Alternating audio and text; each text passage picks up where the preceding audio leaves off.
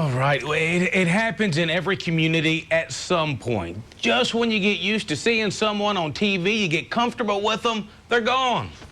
But can you really fault someone for following their dreams? Nah, you have to wish them well, as the community did Ainsley Earhart, a local gal who is in the spotlight for our Where Are They Now series. New York City. The largest television market in the country, the home of a hometown girl. But I'm very grateful and will never, ever, ever forget the people in South Carolina, because they're my peeps. You know, that's my family. They're the ones that helped me get where I was going. Where Ainsley Earhart was going is cable network Fox News, but her road to the Big Apple started at the University of South Carolina. From the USC College of Journalism and Mass Communications, this is Carolina News. Starting back at Carolina News, when we worked together at USC, we were shooting our own stand-ups. We were shooting our own packages. We were going out, getting our own sound bites, lining up the interviews, writing it, editing it, putting it together. Yes, we worked together as fellow Gamecocks. On this day, I'm working the studio camera for the up-and-coming Ainsley. After Carolina News, the Spring Valley girl immediately started working the morning show at the local CBS affiliate in Columbia. From there, she moved to San Antonio, Texas for a short stint, and then New York City. I do have a steady schedule on the nights when I do the news headlines for Greta Van Susteren and for Glenn Beck. That's Monday, Tuesday, Wednesday nights. I'm always on at 10:40. I'm on Eastern Time, 1:40, and I'm on at 2:30 in the morning.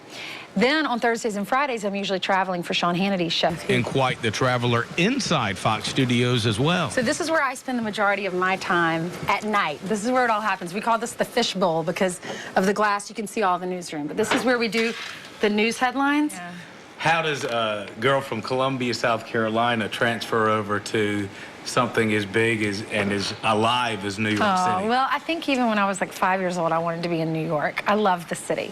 It's the city that just smiles, I feel like. It has so much personality. And some rules of engagement. All right, so Daniel, obviously you're not a New Yorker because you're standing. You got to stand on this side of the escalator when you visit New York. Everyone in Columbia needs to know this, so that people can pass you, because people are in a hurry here. So that's rule number one when you come to New York. Rule number two is never stop in the middle of the sidewalk. You have to move to the side. Tourists are the worst about doing that. But hometown girl Ainsley Earhart is no tourist anymore. You get to do what you love to do, and that's interviewing, that's asking the questions, that is doing the research. You get to write it a little bit, you get to help put it together, but you also have a whole team that helps you do that for one story. As for her story, she's simply living her dream. I've been very, very fortunate, and I don't take that for granted. And it's because of good friends like you. It's because of our great professors, our family, and all the people in South Carolina. I mean, I will never forget that. Dad always says, don't ever forget where you came from. And South Carolinians, you know, they are the ones that catapulted you to New York, and I firmly believe that. Ainsley Earhart, tip of the hat. Ainsley said it's much easier for her to get home to see family now because of direct flights from New York to home sweet home. Next week, the spotlight's on a former employee of WOLO who is now in the big leagues.